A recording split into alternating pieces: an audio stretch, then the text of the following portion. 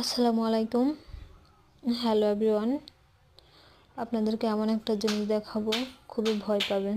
দেখেন এগুলো কি? এটাকে নাকি বলা হয় হনুমান।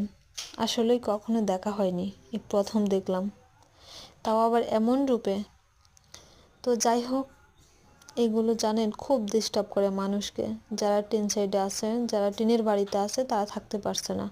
খুব শব্দ করে, এমনভাবে শব্দ করে মনে হয় টিনের চাল ভেঙে নিচে পড়ে যাবে। পাগুলো দেখেন কত ভয়ঙ্কর,